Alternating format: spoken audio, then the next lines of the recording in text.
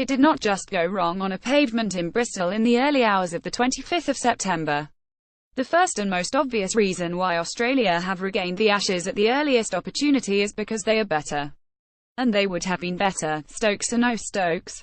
At the head of the Australian team is the best batsman in the series and probably the best in the world. Steve Smith has been superb, rescuing his side in Brisbane and forging the match-winning partnership in Perth. It was instructive to listen to him talking to his inquisitors on ABC radio after he had hit his double century. They were eager to unravel the magic elixir, some quirk of preparation, some clever routine that was peculiar to him. "I just move across to off-stump," said Smith, "and watch the ball. I don't think about much at all while I'm out there. That is always the way with a great batsman. The crease is their natural habitat, it is where they are most relaxed and it is where they most want to be in this world." Smith says he does not like watching cricket much, instead he bats.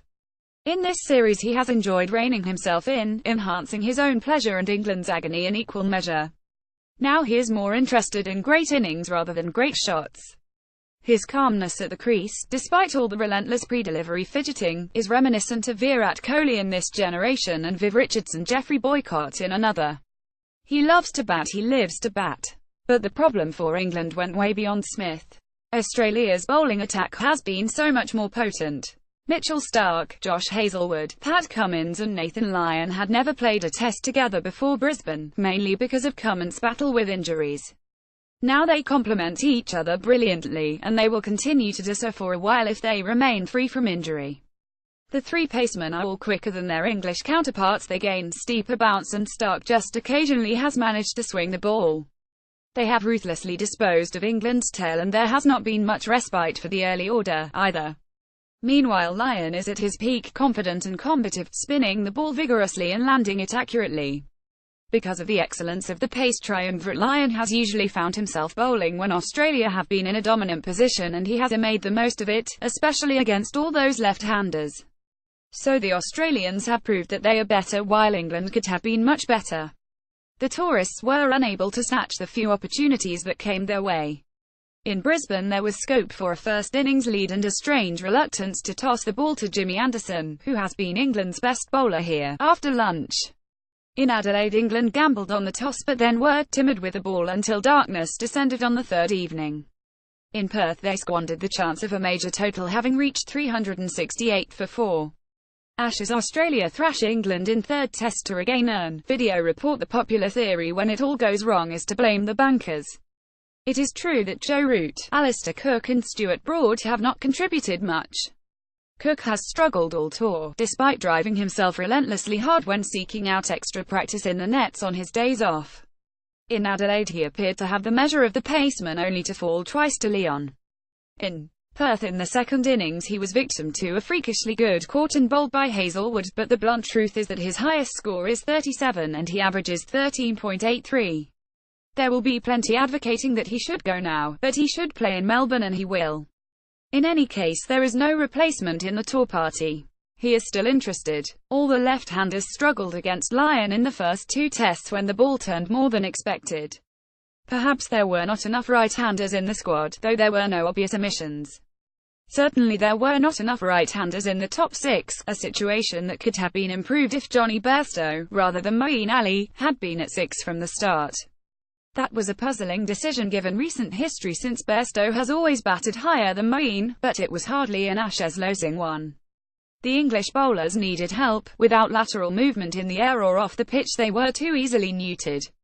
They squandered their best chance in Adelaide. The Australians could always compensate with their extra pace and bounce.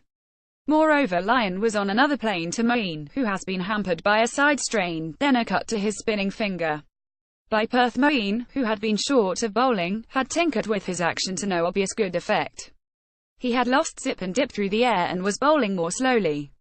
He wasn't much use to his captain out in the field and the runs dried up.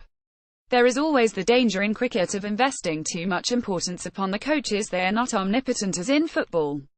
Even so, it did not help that England lacked a regular fast bowling coach. Otis Gibson and David Saker before him had a special rapport with the pacemen. They talked the bowler's language without overcomplicating the process and both generated great trust within the unit. Here on a short-term engagement, England had the much-respected Kiwi Shane Bond, who did not have much time to bond, but down in his bunker he came up with a lot of cunning schemes. "We have our plans to each batsman," we kept hearing. In fact, the best plans to almost any batsman is to aim to hit the top of off-stump 90% of the time. Those funky fields to Smith soon looked increasingly futile. Root has been all too visible waving his arms a lot to implement those fields rather than batting for hours. No doubt he knew it would be tough, but not this tough. The extraneous stuff, like the Bairstow headbutt and the Ben Duckett head drench, were unwelcome, draining distractions. He missed his vice-captain out on the field, one suspects. Suddenly his chief advisors out there were the old guard of bowlers, who were less inclined towards up and at M approach, and so they may have been at odds with Root's instincts.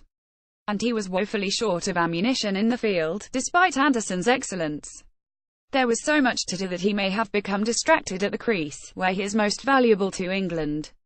Root's touch has been good, maybe he has been straining to impose himself as he senses the team and the tour creaking. Whatever the reason, no significant innings was forthcoming from England's best batsman, they kept coming from Australia's.